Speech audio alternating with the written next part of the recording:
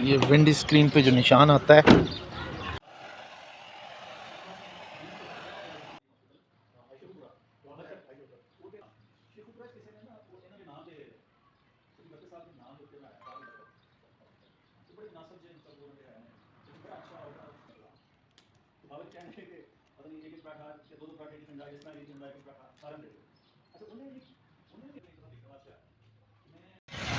ये अभी ठीक कराई है विंड स्क्रीन।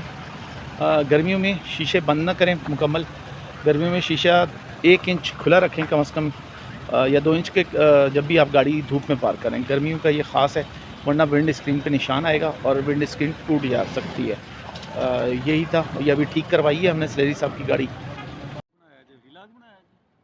ये गाड़ी पे अब आपको इतना निशान नज़र नहीं आ रहा। विंड स्क्रीन सिर्फ शीशे बंद होने की वजह से इस पर निशान पड़ा है। अभी हम आए थे, यहाँ से हमने ठीक कराया।